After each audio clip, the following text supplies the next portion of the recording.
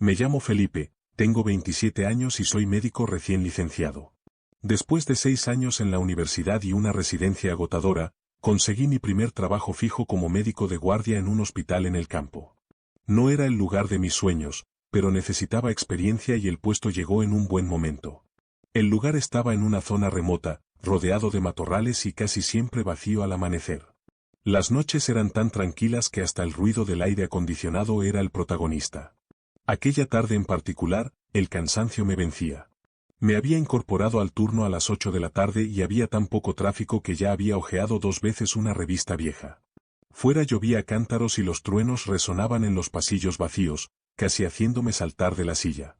Me disponía a tomar un café cuando el interfono sonó con urgencia. La voz de la enfermera era jadeante: «Doctor Felipe, urgencias en la sala 3». Corrí por los pasillos iluminados por luces frías que parpadeaban de vez en cuando, algo habitual allí, pero que aquella noche parecía más siniestro. Cuando llegué a la habitación 3, la enfermera ya estaba al lado del paciente.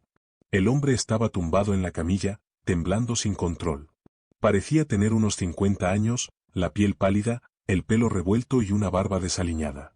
Su ropa estaba sucia de tierra y sangre seca, como si lo hubieran arrastrado por algún camino difícil antes de llegar allí. Lo que realmente me intrigaba era la falta de información sobre él. Ningún documento, ningún expediente completo. Le pregunté a la enfermera cómo había llegado y se encogió de hombros, confusa, simplemente apareció en la entrada. Nadie vio quién lo trajo. Era extraño, pero en aquella situación no podía perder el tiempo pensando en ello. El hombre estaba en estado de shock y con una presión alarmante. Pasé directamente a los procedimientos de estabilización. Mientras intentaba controlar la crisis, sentí un extraño escalofrío que me recorría la espalda, como si algo invisible me observara de cerca. Mientras realizaba los procedimientos, el hombre abrió los ojos de repente. Eran de un azul tan intenso que, por un segundo, me distraje. «Doctor, tiene que escuchar». Su voz salió débil, ronca, pero decidida.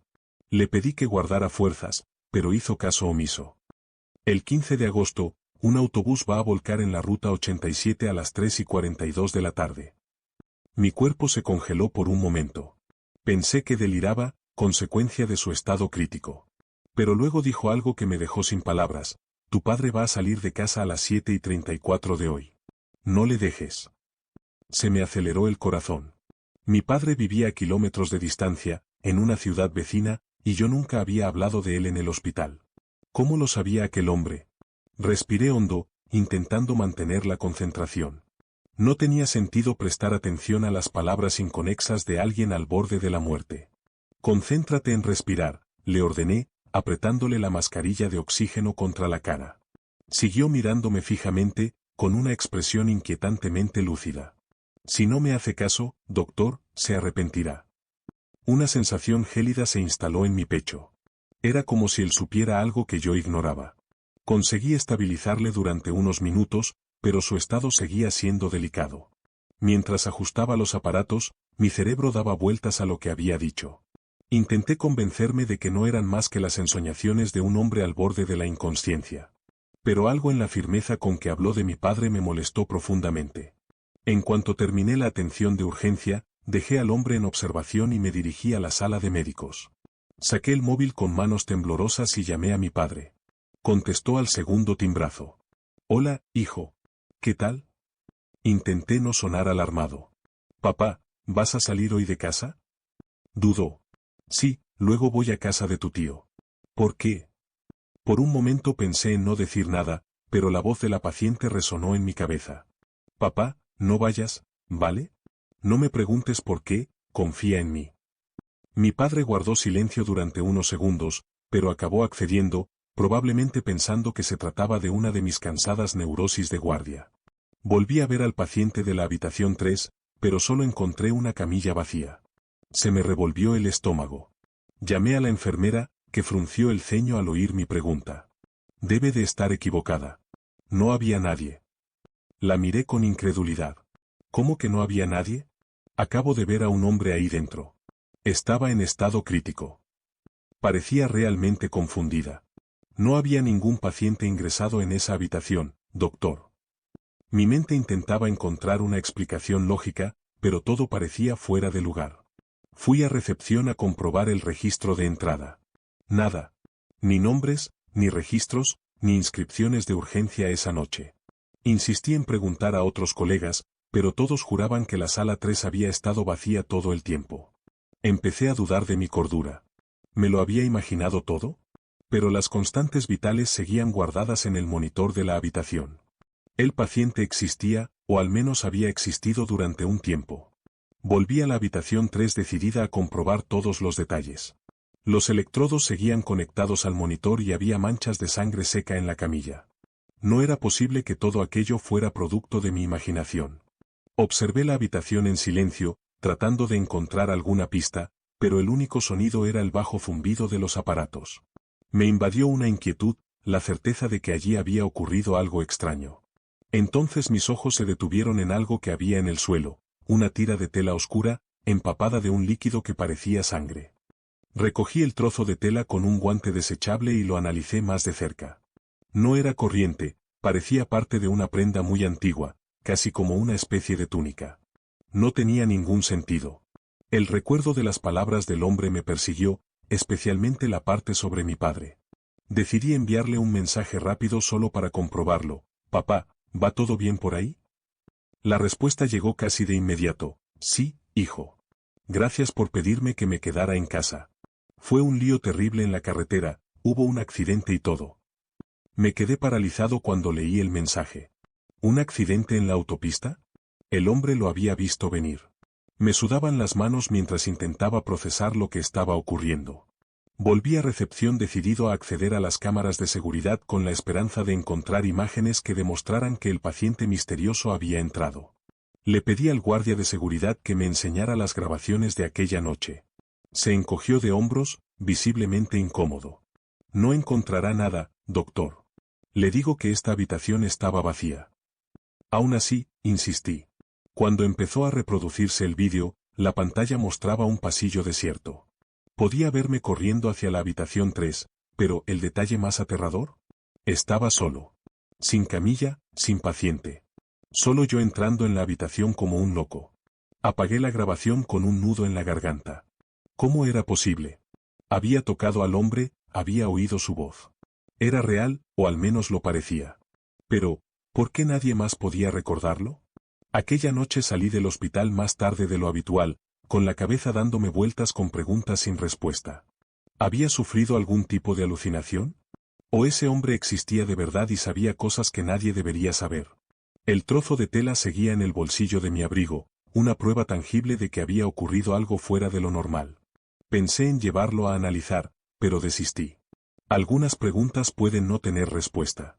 A día de hoy no sé qué pensar. Nunca ha vuelto a ocurrir nada parecido, pero aquella noche me dejó una sensación de inquietud permanente. Cada vez que entro en aquella habitación, sigo sintiendo el mismo escalofrío, como si algo invisible siguiera allí. ¿Has vivido alguna vez una situación que parecía imposible, pero que dejó pruebas físicas que nadie podía explicar? ¿Crees que debería investigarlo más a fondo o simplemente dejarlo pasar? ¿Te ha gustado esta primera historia? ¿Sientes el misterio en el aire? Si aún no estás suscrito al canal, es hora de que te unas a nosotros. Suscríbete ahora para no perderte ninguna de las próximas historias que te mantendrán enganchado de principio a fin. ¿Pasamos a la siguiente? Me llamo Camila y soy médico desde hace casi 10 años. Siempre supe que quería dedicarme a esta profesión, pero nunca imaginé que acabaría en la sala de cuidados paliativos.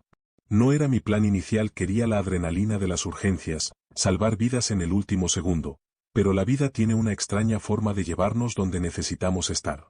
Con el tiempo, aprendí que mi trabajo allí no era luchar contra la muerte, sino asegurarme de que llegaba de la forma más digna y menos dolorosa posible. Y aunque suene desolador, estoy orgulloso del trabajo que hago. Pero a veces la muerte no viene sola. A veces deja algo detrás. Le ocurrió al señor Enrique. Llevaba semanas hospitalizado y todos sabíamos que era cuestión de tiempo. Había visto irse a muchos pacientes, pero había algo en el que me molestaba. No solo parecía enfermo, parecía embrujado. Sus ojos estaban siempre demasiado alerta, como si estuviera esperando algo. Intenté convencerme de que solo era la mente jugándole una mala pasada a un hombre al borde de la muerte. Pero entonces, en mi última visita, todo cambió. Aquella noche, estaba terminando mi turno cuando fui a ver a Enrique por última vez. La habitación estaba en silencio, solo el pitido del monitor cardíaco llenaba el espacio. Estaba quieto, respirando irregularmente, con los ojos fijos en el techo. Pero en cuanto me acerqué, ocurrió algo inesperado. Su brazo, que hasta entonces había parecido impotente, se alzó de repente y me agarró la muñeca con una firmeza que no se correspondía con su frágil estado. Tragué saliva. Antes de que pudiera reaccionar, giró lentamente la cabeza hacia mí, con los ojos muy abiertos y espantosamente lúcidos.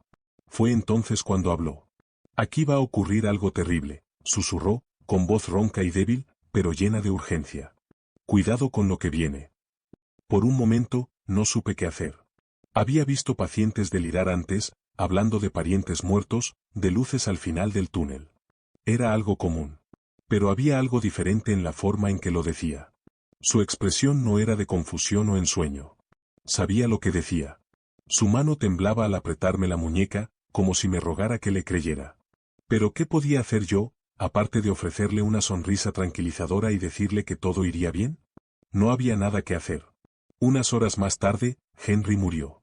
Durante los días siguientes, intenté olvidar lo que había dicho. Era solo un delirio, ¿no? Algo común para alguien al borde de la muerte. Pero entonces empezaron a suceder cosas. En primer lugar, hubo pequeños fallos en el equipo. Los monitores cardíacos se apagaban solos, las alarmas saltaban sin motivo, y una noche, uno de los respiradores dejó de funcionar de repente, casi costándole la vida a una paciente. Los técnicos lo comprobaron todo y dijeron que no pasaba nada. Pero la frecuencia de estos sucesos empezó a molestarme. Intenté convencerme de que era una coincidencia, pero algo me decía que no era así. Luego vinieron los accidentes.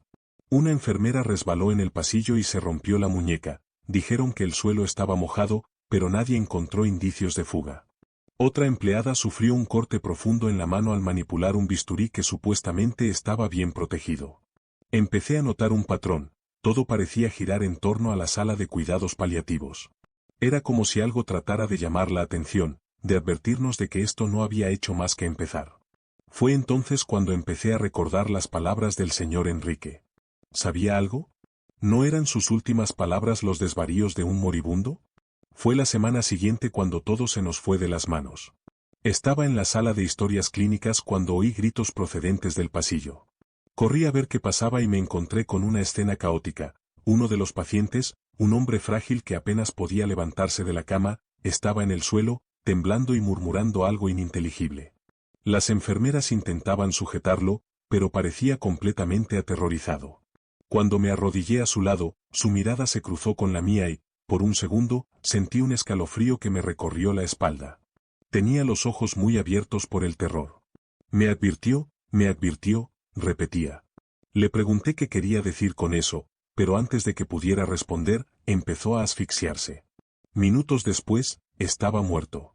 La muerte de un paciente nunca es fácil, pero esta era diferente. Nadie podía explicar lo que había sucedido. No tenía ninguna enfermedad que pudiera justificar ese repentino colapso. El certificado indicaba insuficiencia respiratoria, pero no podía aceptarlo. Aquella noche me fui a casa sintiendo un peso aplastante en el pecho. Enrique me lo advirtió. Aquellas palabras me daban vueltas en la cabeza. ¿Era una coincidencia? ¿O sabía que algo acechaba en el hospital? La idea era absurda, pero todos mis instintos me gritaban que algo iba mal. Y entonces llegó la tragedia final. Era una noche tranquila, o al menos debería haberlo sido. Estaba revisando unos historiales médicos cuando oí un estruendo procedente del piso de arriba. Todo el hospital tembló. Corrí por los pasillos, junto con otros miembros del personal, intentando comprender qué había ocurrido. Cuando llegamos al lugar de los hechos, fue aterrador. Parte del techo de la sala de cuidados paliativos se había derrumbado. Había escombros por todas partes, equipos destruidos y, lo peor de todo, 2 enfermeras atrapadas bajo los escombros. Podíamos oír sus gemidos de dolor mientras el personal intentaba desesperadamente sacarlas. El olor a polvo y sangre en el aire me revolvió el estómago. Me quedé paralizado, la mente me daba vueltas con un solo pensamiento: Enrique lo sabía. Intentó avisarme. Pasaron horas antes de que consiguieran rescatar a todos. Una de las enfermeras sobrevivió, pero la otra no tuvo tanta suerte. El hospital abrió una investigación, pero no encontraron fallos estructurales evidentes que explicaran el derrumbe. Todo parecía indicar que se trataba de un suceso fortuito, una de esas tragedias impredecibles. Pero yo sabía que no lo era. Era como si algo se hubiera ido acumulando a lo largo de las semanas, los accidentes, los fallos inexplicables, el creciente miedo en el ambiente y hubiera culminado en aquella terrible noche. Intenté encontrar una explicación lógica, algo que me permitiera dormir en paz. Pero cada vez que cerraba los ojos, lo único que veía era la mirada de Henry, fija en mí, como diciendo, te lo dije. Después de aquella noche, nunca volví a ver el hospital de la misma manera. La sensación de que algo invisible acechaba en los pasillos nunca me abandonó. Por mucho que intentara racionalizarlo, por mucho que intentara decirme a mí mismo que todo era una terrible coincidencia, una parte de mí sabía que no lo era. Enrique lo sabía. Enrique lo sabía. Y nunca pregunté cómo. Nunca intenté entender lo que quería decir con cuidado con lo que viene. Quizás porque, en el fondo, no quería saberlo. Desde entonces, cada vez que veo a un paciente en los últimos días de vida susurrando cosas extrañas, prestando atención a algo que nadie más ve, lo escucho. Ya no lo ignoro. Pero hay algo que me sigue molestando. Antes de morir, Enrique dijo que algo terrible ocurriría en el hospital, pero nunca dijo que acabaría allí. Y a veces, durante los turnos de noche, sigo sintiendo una presencia en los pasillos vacíos, veo sombras que se mueven donde no deberían. Siempre me pregunto si realmente ha terminado o si solo estamos esperando a que ocurra la próxima tragedia. ¿Sabía Henry más de lo que decía? ¿Ha ocurrido esto antes y solo yo me di cuenta de las señales demasiado tarde? ¿Qué crees que pasó realmente? ¿Crees en las coincidencias o piensas que hay cosas que escapan a nuestra comprensión? ¿Has vivido alguna vez algo parecido? Comparte tu historia en los comentarios. Quizás se convierta en un vídeo. Y ahora, el siguiente vídeo. Me llamo Daniel, tengo 38 años y soy médico de urgencias desde hace más de una década. He trabajado en varios hospitales a lo largo de los años, pero siempre me ha gustado la adrenalina de los turnos de noche. Noche tras noche, he visto de todo: accidentes de coche, sobredosis, infartos repentinos. El tipo de cosas que enseñan a cualquiera que la muerte no espera a nadie. Pero hubo una noche en particular que se quedó grabada en mi memoria de una manera que no puedo explicar. Ocurrió en 2019, cuando trabajaba en un hospital de tamaño medio en una ciudad sin muchos puntos destacados. Era un turno normal hasta que sonó mi busca. Emergencia. Mujer encontrada en shock extremo. La llamada procedía de una ambulancia que ya estaba en camino. No era raro que los pacientes llegaran en estado de shock, pero algo me preocupó: el mensaje decía que debían llevarla a la sala 13. Nunca había oído hablar de esa sala. Le pregunté a una enfermera jefe y ella miró hacia otro lado, murmurando que era una cosa de la administración. Minutos después llegó el paciente. Aunque estoy acostumbrada a situaciones extremas, su estado me heló hasta los huesos. Estaba pálida, tenía los ojos muy abiertos, respiraba demasiado rápido, como si hubiera visto algo que su mente se negaba a procesar. Pero lo más extraño fue que, en cuanto los paramédicos se la entregaron, se marcharon sin decir palabra, casi corriendo del hospital. Intenté hablar con ella, preguntarle su nombre, qué había pasado, pero no reaccionaba. Se quedó mirando un punto fijo del techo, con los labios entreabiertos, murmurando algo que no entendí. Cuando me acerqué, me di cuenta de que repetía lo mismo, en voz baja, como un mantra: ¿no mires? No mires. Sentí un escalofrío en la espalda, pero seguí siendo profesional. Pedí que la llevaran a una sala de observación, pero antes de que pudiera continuar con los trámites, apareció a mi lado uno de los administradores del hospital. Era un hombre bajo y delgado, con el pelo bien peinado y una sonrisa que no encajaba con la situación. Doctor Daniel, esta paciente no puede ser registrada. Llevémosla a la habitación 13, dijo, en un tono que dejaba claro que no era una petición. Me cogió por sorpresa. Nunca había oído hablar de pacientes no registrados, y mucho menos de una habitación específica para ellos. Pero antes de que pudiera cuestionarlo, aparecieron dos enfermeras y empezaron a empujar la camilla de la mujer por un pasillo que yo apenas utilizaba. Algo me decía que esto no estaba bien. Necesitaba saber qué estaba pasando. Así que hice algo que nunca antes había hecho: dejé mi historial, me quité la placa de la bata y seguí a aquellas enfermeras sin que se dieran cuenta. El pasillo estaba mal iluminado, el suelo crujía bajo mis pasos y, al final, había una pesada puerta de hierro sin identificación. Habitación 13. Entraron y, antes de que se cerrara la puerta, vi algo que me revolvió el estómago. La paciente, que hasta entonces se había mostrado apática, se volvió de repente hacia mí y abrió mucho los ojos, como si me viera por primera vez. Su rostro se contorsionó de puro terror. Antes de que pudiera reaccionar, la puerta se cerró con un seco chasquido.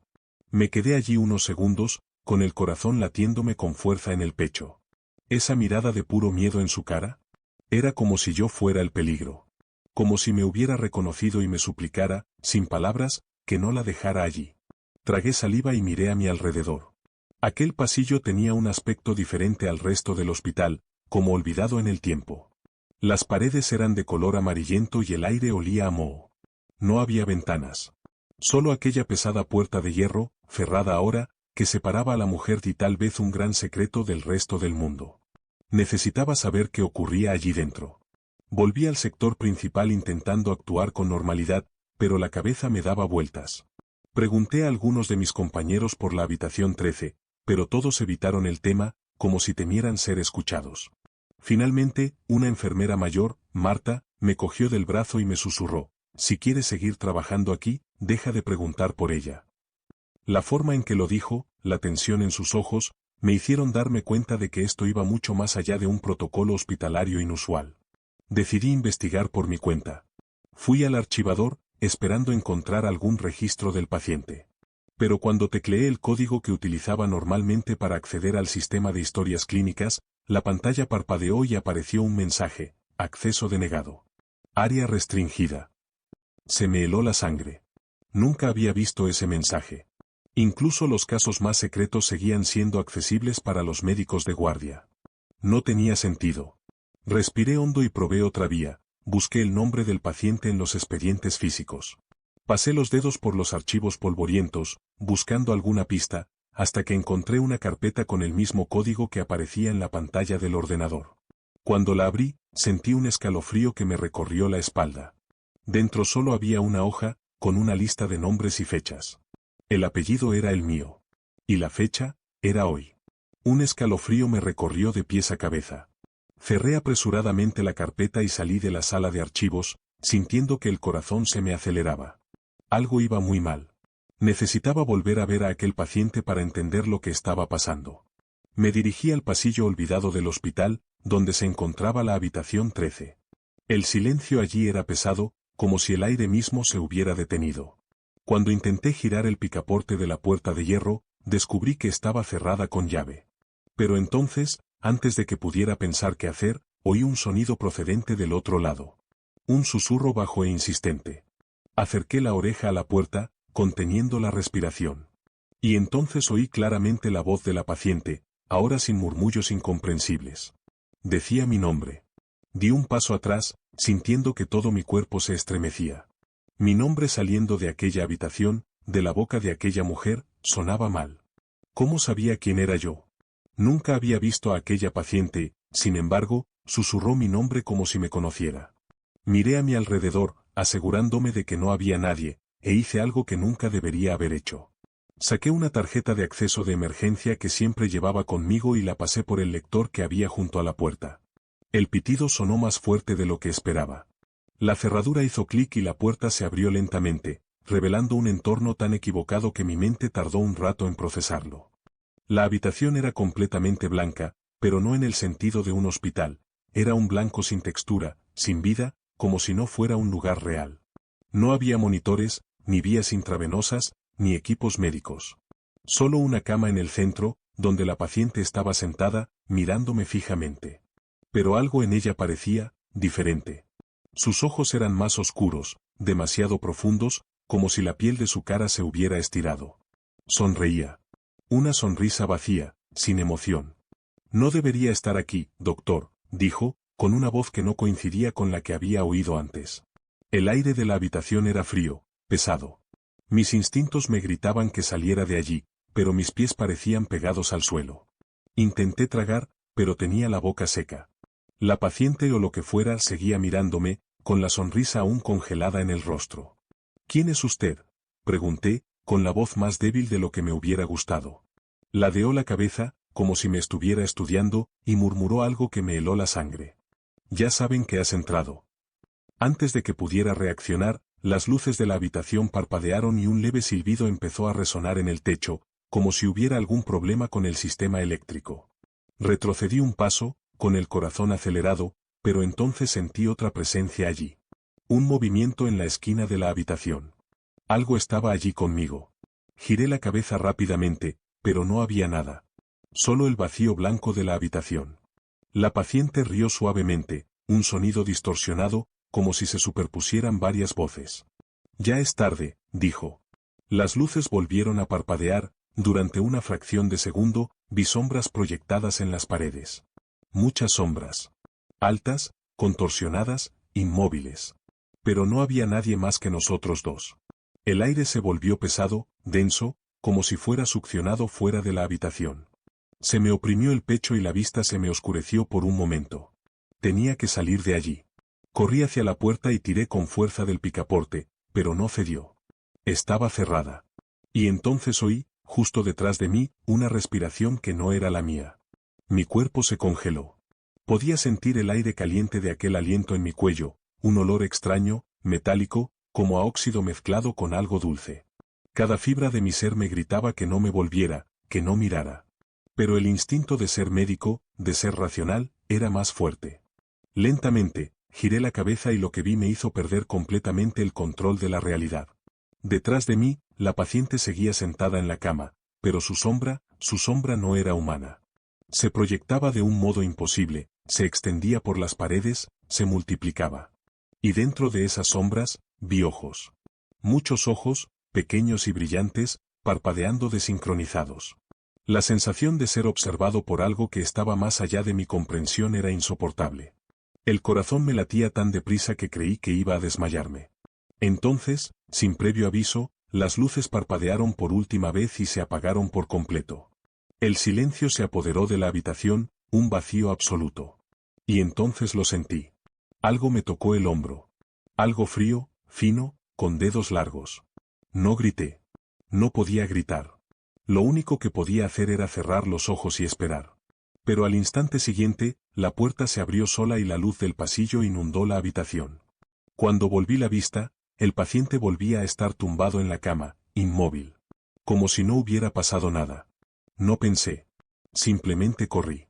Salí de la habitación sin mirar atrás y me dirigí por el estrecho pasillo, con el pecho agitado y la mente dándome vueltas. Cuando llegué a la sala principal, todo parecía normal. Enfermeras moviéndose, pacientes en los pasillos, el hospital funcionando como siempre. Pero yo no estaba bien. Me apoyé en el mostrador de recepción, intentando recuperar el aliento. «Doctor, ¿se encuentra bien?», preguntó una de las enfermeras, frunciendo el ceño. Quería decírselo. Quería preguntarle qué demonios estaba pasando en aquella habitación. Pero entonces me di cuenta de algo que me dejó helado. El reloj de la pared marcaba exactamente la misma hora que cuando había salido a investigar. Mi busca seguía sonando con la emergencia del paciente, como si nunca hubiera estado allí. Como si no hubiera pasado nada. Volví corriendo al pasillo donde estaba la habitación 13, pero ya no estaba allí. La pared donde antes estaba la puerta era ahora lisa, sin señales de que la habitación hubiera existido nunca. Sabía que no lo había imaginado. Pero nadie parecía notar nada extraño. Desde aquella noche, no he encontrado ningún registro de aquel paciente. Ni de la habitación. Ni de los médicos que, antes que yo, intentaron tratarla y desaparecieron. ¿Habría desaparecido yo también si me hubiera quedado más tiempo? Hasta el día de hoy, me pregunto, ¿quién era esa mujer? Y lo más aterrador, ¿me conocía ya antes de que yo entrara en aquella habitación? Pasemos a la siguiente historia, pero antes, deja tu like aquí en el vídeo. Esto nos ayuda a llegar a más gente y a seguir ofreciéndote contenidos escalofriantes. Contamos con tu apoyo. Me llamo Daniel Medeiros, tengo 47 años y soy cirujano desde hace más de 2 décadas. Desde niño, siempre me obsesionó entender el cuerpo humano, sus fragilidades y las formas de repararlo. Seguí este camino con disciplina, labrándome una sólida carrera en un hospital privado de tamaño medio. Mi rutina era predecible, cirugías por la mañana, consultas por la tarde y algunos turnos de noche cuando era necesario. Me gustaba esta estabilidad. Mi trabajo requería precisión y lógica, y siempre me he enorgullecido de ser un hombre racional. Sin supersticiones ni creencias irracionales. Pero en los últimos meses ocurrió algo que me hizo cuestionarme todo eso. Fue una tarde cualquiera cuando el señor Amaro apareció por primera vez en mi despacho. Era un hombre mayor, con el pelo canoso y ralo, vestido con un traje viejo que parecía de otra época. Tenía una mirada fija, de esas que te analizan como si te estuvieran estudiando. Cuando recogí su expediente, me di cuenta de que tenía 83 años y no figuraba ninguna enfermedad grave. Cuando le llamé para la cita, entró con una leve sonrisa y, antes de que pudiera decir nada, dijo mi nombre completo, incluido el apellido de mi madre, que nunca utilizo. Me pareció extraño, pero mantuve la formalidad y le pregunté qué le había traído hasta allí. Entonces respondió, en un tono casual y enigmático, solo quería ver cómo estabas después de tanto tiempo. Hice una pausa, intentando recordar si había visto antes a este hombre, pero su nombre no me sonaba. Le pregunté si nos conocíamos de algún otro sitio, y soltó una risa baja, apartando la mirada como si le hiciera gracia mi duda. En cierto modo, doctor. En cierto modo. La respuesta me molestó, pero seguí con la consulta. Le pregunté por su estado de salud y me dio respuestas vagas, como si no fuera importante. En lugar de hablar de sí mismo, empezó a hacer preguntas sobre mi vida. ¿Sigue viviendo solo? ¿Sigue teniendo miedo de las tormentas por la noche? ¿Y ese bisturí que esconde en el último cajón de su escritorio, sigue usándolo? Se me heló la sangre. Nunca le había contado a nadie el miedo irracional que le tenía a los truenos cuando era niña, y mucho menos el hecho de que, por alguna razón, seguía sintiendo un escalofrío cada vez que empezaba una tormenta. Y el bisturí era un regalo de un antiguo profesor de la universidad, algo que guardaba más por nostalgia que por utilidad. La información no aparecía por ninguna parte, ni en las entrevistas ni en los documentos médicos. Por primera vez en años, sentí que se me formaba un nudo en el estómago dentro de mi propia consulta. Intenté mantener la compostura, pero ya no podía tratar aquella cita como algo ordinario. Intenté disimular mi malestar y seguí preguntando por su salud, pero el señor Amaro parecía más interesado en poner a prueba los límites de mi paciencia. ¿Te acuerdas de la primera vez que entraste en un quirófano?, preguntó de repente, como si rememoráramos juntos un recuerdo. Estabas tan nerviosa que casi se te cae el bisturí. Se me aceleró el corazón. Eso ocurrió hace más de 20 años, en mi primera experiencia como ayudante en un procedimiento real. Fue un momento insignificante para el mundo, pero gigantesco para mí.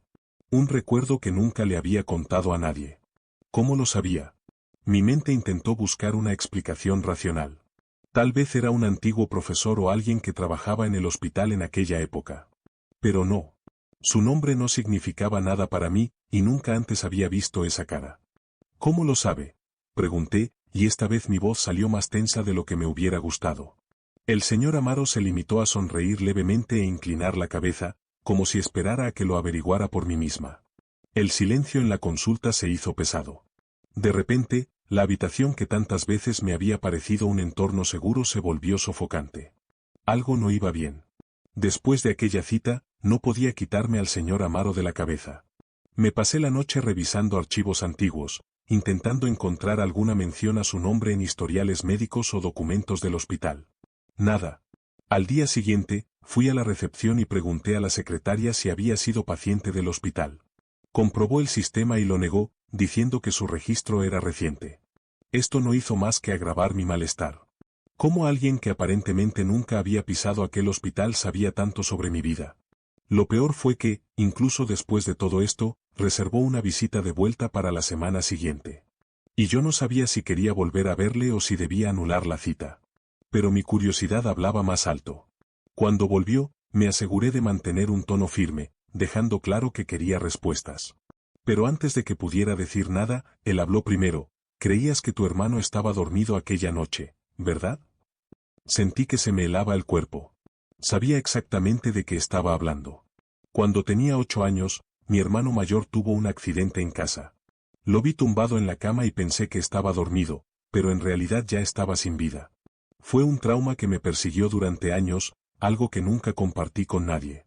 La forma en que lo dijo el señor Amaro, con voz tranquila, casi suave, me hizo sentir como un niño recién indefenso, vulnerable. Mi visión se oscureció durante un segundo, como si mi cerebro intentara protegerse del peso de aquel recuerdo. Respiré hondo e intenté mantener el control. ¿Quién es usted?, pregunté, esta vez sin ocultar el miedo en mi voz. El señor Amaro se limitó a sonreír levemente y apoyó sus temblorosas manos sobre el regazo. Ya se lo he dicho, doctor. En cierto modo, nos conocemos. La forma en que hablaba me produjo un profundo escalofrío, como si hubiera algo en aquellas palabras que yo no alcanzaba a comprender. Por primera vez en mi vida, me sentí pequeño dentro de mi propia consulta. Como si aquel hombre supiera algo que yo nunca entendería. La consulta terminó sin que pudiera sonsacarle nada. Cuando se marchó, me quedé mucho tiempo sentada en la silla, intentando averiguar qué estaba pasando. Pasé los días siguientes obsesionada. Busqué su nombre en registros públicos, redes sociales, cualquier cosa que pudiera darme una pista de quién era. Pero no encontré nada relevante. En la siguiente cita, antes incluso de que abriera la boca, solté la pregunta que había estado martilleando mi cabeza. ¿Qué quiere de mí?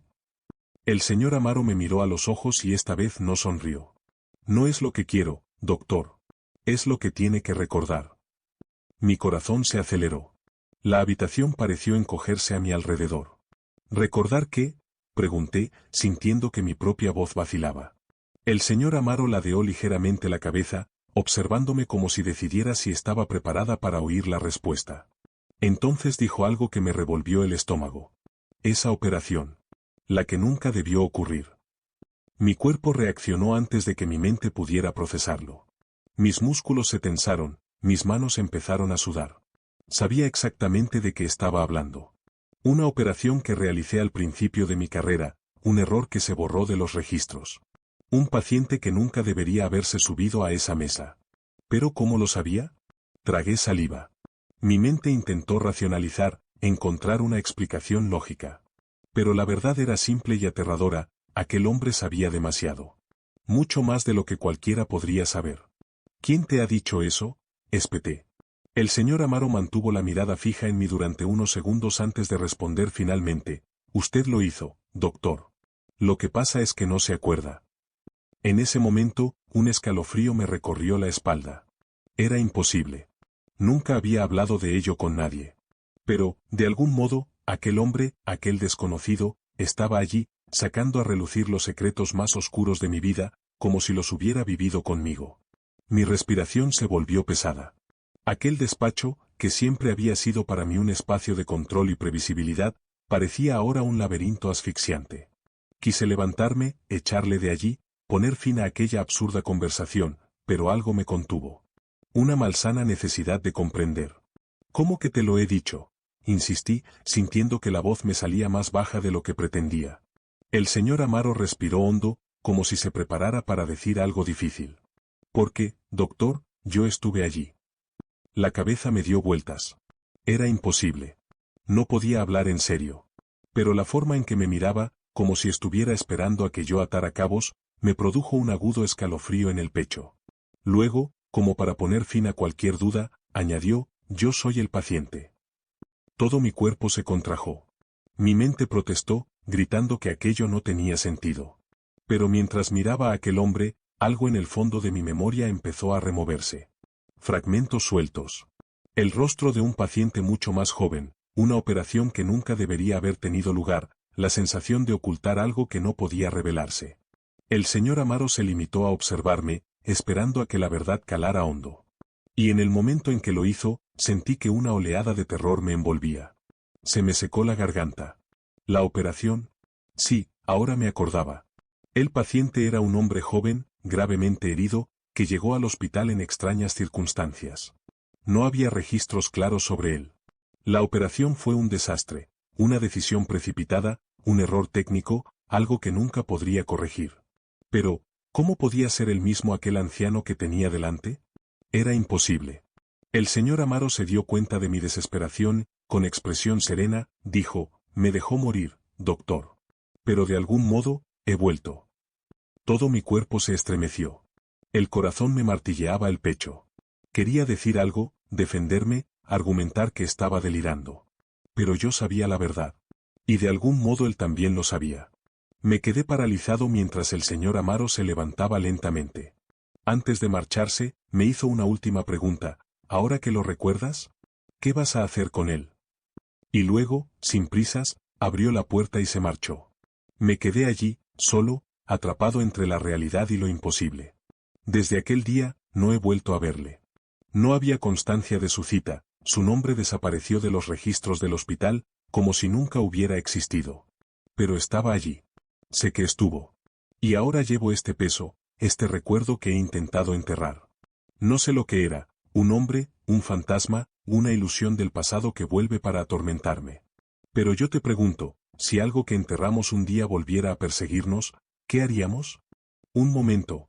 Ponte los auriculares, apaga las luces y continúa conmigo. Las próximas historias te retendrán hasta el último segundo. ¿Preparado para la siguiente historia? Me llamo Ana Lucia y hace 2 años trabajaba como nutricionista en un hospital psiquiátrico. El trabajo era difícil, pero me gustaba. La alimentación siempre ha sido un factor crucial en el tratamiento de los pacientes con trastornos mentales, y me empeñaba en seguir de cerca todas las dietas prescritas por los médicos. Pero hace unos meses, empecé a notar algo extraño.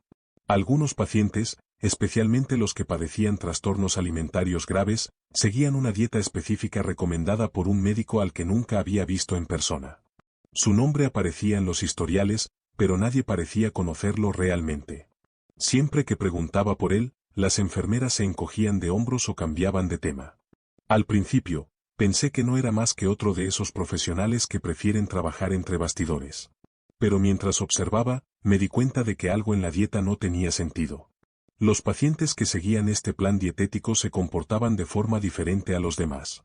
Algunos se volvían más agresivos, tenían arrebatos repentinos, hablaban solos por la noche.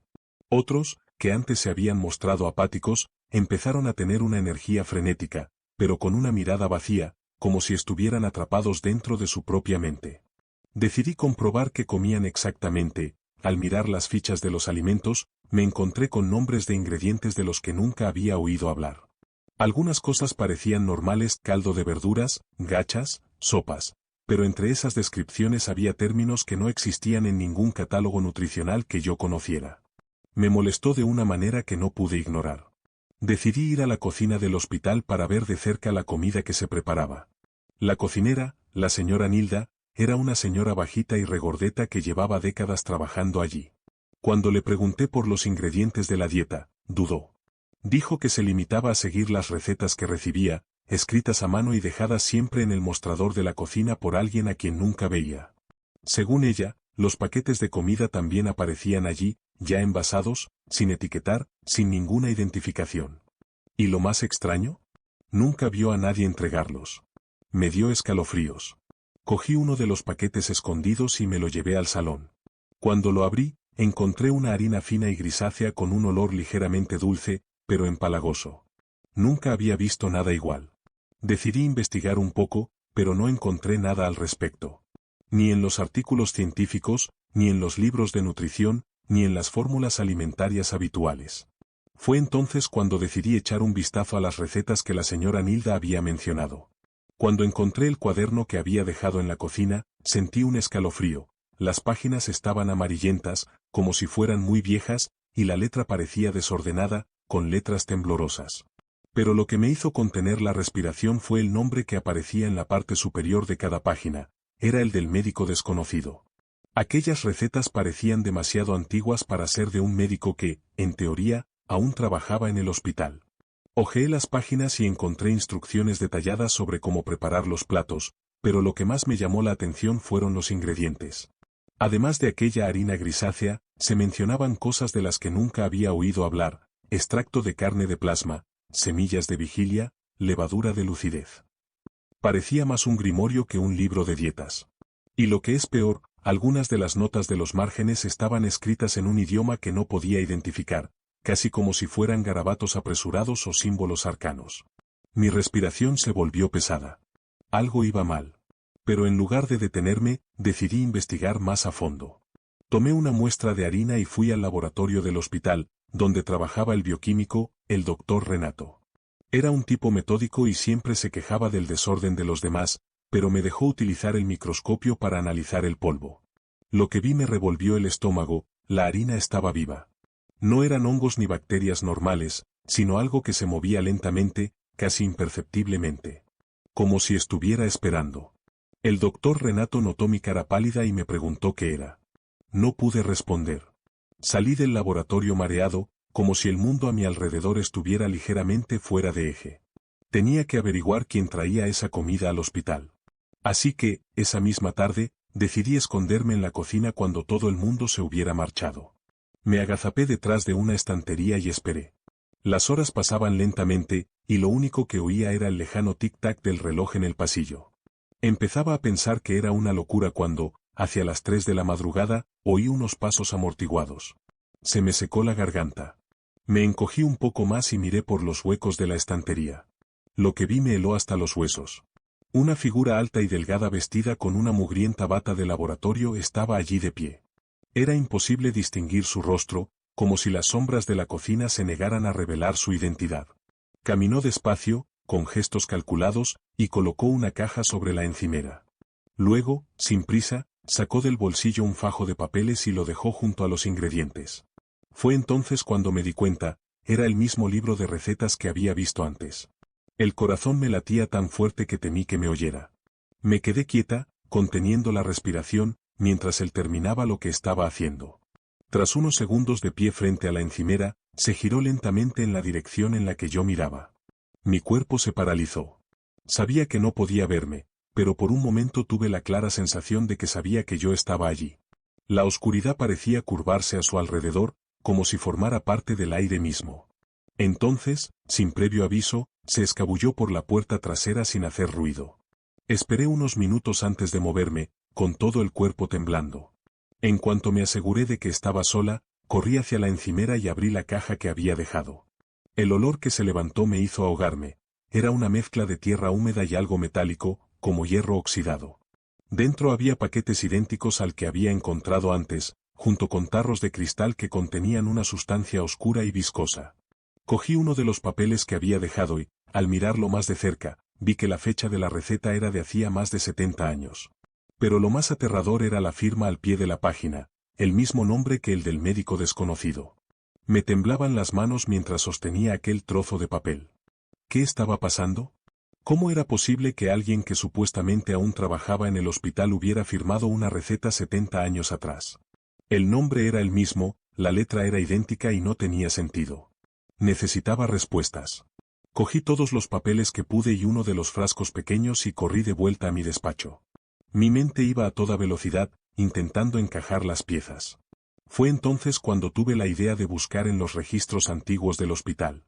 Al día siguiente, fingí que solo estaba reorganizando archivos y fui al departamento administrativo. Tras mucho insistir, conseguí acceder a los historiales médicos de hace décadas. Cuando encontré el nombre de aquel médico, sentí un escalofrío que me recorrió la espalda. Realmente había trabajado allí, pero en los años 50. ¿El problema? Había sido declarado muerto en 1958. Y, sin embargo, sus recetas seguían llegando a la cocina, como si nunca se hubiera ido. Tragué saliva y cerré el expediente con las manos sudorosas. Quería marcharme, fingir que nada de aquello era real, pero algo dentro de mí me obligaba a seguir. Volví a mi despacho y decidí echar un vistazo más de cerca al contenido del frasco que había cogido. Lo abrí con cuidado, y en el aire flotaba un olor aún más fuerte y nauseabundo. La sustancia oscura se movía lentamente, como un líquido espeso que respiraba. Pasé un hisopo por la superficie y la puse bajo el microscopio que aún estaba allí desde la última vez que lo usé. Lo que vi me revolvió el estómago. Aquello no era solo comida. Allí había células que parecían humanas, pero deformadas, como si se hubieran mezclado con algo que no debería estar allí. Se movían, latían y se multiplicaban como un organismo vivo. ¿Qué demonios les estaban dando a esos pacientes? Más que nunca, estaba seguro de que algo terrible estaba ocurriendo dentro del hospital. Pero la pregunta que me atormentaba era, ¿quién más lo sabía? Aquella noche decidí que no podía seguir ignorando lo que estaba ocurriendo. Cogí las pruebas, los papeles, la olla e incluso algunas muestras de aquella extraña harina y me dirigí al director del hospital. Llamé con fuerza a la puerta de su despacho, con el corazón desbocado. Cuando abrió, me miró con expresión aburrida, como si ya supiera el motivo de mi visita. Entré y empecé a explicárselo todo, mostrándole los documentos, las viejas recetas, hablándole del hombre que vi en la cocina. Me escuchó en silencio, con los dedos entrelazados sobre la mesa, hasta que por fin dejó escapar un pesado suspiro. Ana, eres inteligente. Pero algunas cosas, es mejor no cuestionarlas. Mi cuerpo se congeló. Él lo sabía. Siempre lo sabía. Intenté insistir, preguntarle qué hacían realmente con aquellos pacientes, pero se limitó a negar con la cabeza y a señalar la puerta. Antes de irme, le miré por última vez y vi algo que me dejó sin palabras. Sobre su mesa había un frasquito igual al que yo había encontrado. La desgastada etiqueta llevaba el mismo nombre que el médico fallecido en 1958. Salí de su despacho aturdida, con la sensación de que me observaban persiguiéndome por los pasillos. A cada paso que daba, sentía como si las paredes del hospital se cerrasen a mi alrededor, como si todo el lugar formase parte de algo mucho más grande, algo que no podía comprender. Pasé por las habitaciones de los pacientes, la mayoría de los cuales dormían tranquilamente. Pero al mirar sus caras, una duda empezó a crecer en mi mente. ¿Lo sabían? ¿Eran conscientes de lo que les estaba pasando? ¿Y si aquella comida, aquella sustancia, no era solo una forma de tratamiento, sino algo mucho más siniestro? Al final, decidí no contárselo a nadie. Intenté seguir con mi rutina, pero la verdad es que cada vez que miro a los pacientes, tengo la sensación de que hay algo detrás de sus ojos. Algo que no podemos ver, pero que está ahí, manipulándolo todo. A veces pienso en huir de todo, pero me pregunto, ¿y si el hospital es solo la punta del iceberg? ¿Qué ocurre realmente entre bastidores? Lo único que sé es que, por mucho que intente escapar, una parte de mí sigue atrapada allí. Y con el tiempo, empecé a preguntarme, ¿seré capaz alguna vez de desentrañar todo esto, o solo soy una pieza más en su juego? ¿Qué te parece? ¿Estoy exagerando? ¿O está pasando algo mucho más oscuro dentro de este hospital? ¿Alguien ha oído hablar de algo así? Dejadme saber lo que pensáis en los comentarios. Realmente ya no sé en quién confiar. Hay más historias increíbles por venir. Así que no cierres el vídeo ahora, porque las próximas serán aún más emocionantes y aterradoras. ¿Tienes alguna sugerencia para el próximo tema? Déjala en los comentarios. Trabajo como psiquiatra desde hace más de 15 años, especializado en casos de trastornos mentales graves. He visto de todo: catatonía extrema, brotes psicóticos violentos, delirios paranoides. Ya nada me sorprendía. O eso creía yo. En 2018, trabajaba en un hospital psiquiátrico en las afueras de Montevideo, uno de esos edificios antiguos que parecen cargar con los recuerdos de todos los que han pasado por allí. Mi día a día era monótono, tratando con pacientes que, en su mayoría, ya habían renunciado a la realidad. Pero entonces llegó un nuevo paciente y todo cambió. Se llamaba León, y desde el primer momento en que lo vi, supe que era diferente. No era solo la mirada perdida o los arrebatos repentinos, había algo en el que me molestaba de un modo que no podía explicar. León fue ingresado tras un episodio violento en un mercado. Agredió a un empleado sin motivo aparente, murmurando cosas inconexas como si hablara con alguien a quien solo él podía ver. La policía lo llevó al hospital y en su expediente figuraban antecedentes de agresividad, así como un diagnóstico incierto: esquizofrenia con rasgos disociativos. Pero algo no cuadraba. En las primeras sesiones, parecía demasiado consciente, demasiado observador. No hablaba mucho, pero cuando lo hacía, sus palabras me incomodaban. Hasta que, en una de sus citas, se rió secamente y dijo: ¿todavía tiene miedo a la oscuridad, doctor? Mi corazón se aceleró. Nunca se lo había dicho a nadie, ni siquiera a mi mujer. ¿Cómo lo sabía? En ese momento, intenté mantener la compostura. He tratado con pacientes que parecen saber demasiado, que juegan con la mente del terapeuta, buscando reacciones. Pero esto era diferente. La forma en que lo dijo, con esa expresión de certeza, me inquietó. Lo ignoré y continué la sesión, intentando reconducir la conversación hacia su infancia, su familia, cualquier cosa que me diera pistas sobre él. Pero León se limitó a sonreír y guardar silencio, como si supiera que yo huía de él. Durante los días siguientes, intenté racionalizar. Tal vez había escuchado alguna conversación, tal vez yo misma había mencionado algo sin darme cuenta. Pero entonces surgieron las otras cosas. Detalles. Pequeños fragmentos de mi vida que nadie debería conocer. La cicatriz de la rodilla, que me hice cuando me caí de la bicicleta a los 7 años. El apodo que me puso mi madre de pequeña. Incluso el olor del perfume que usaba mi abuela. ¿Cómo podía saber todo eso? Mi obsesión creció. Empecé a grabar todas nuestras sesiones, a repasar cada palabra, cada gesto. Pero León siempre parecía ir un paso por delante. Cuando intentaba apretarle, se reía. Cuando me quedaba callado, me miraba como si pudiera ver algo dentro de mí que yo mismo no podía ver. Me ha olvidado, doctor. Pero yo nunca te he olvidado. Fue la primera vez que sentí verdadero miedo. León no era un paciente cualquiera. Me conocía de una forma que nadie más lo hacía. ¿Y lo peor? No podía recordar dónde. Aquella noche no pude dormir. Seguía buscando en mi mente algún recuerdo, alguna conexión perdida en el tiempo que pudiera explicar cómo aquel hombre sabía tanto sobre mí. Pero era como intentar agarrar humo. Al día siguiente, antes de la sesión, decidí averiguar más cosas sobre él. Busqué en los archivos del hospital, pedí informes antiguos, incluso intenté ponerme en contacto con instituciones psiquiátricas en las que podría haber estado antes. Nada.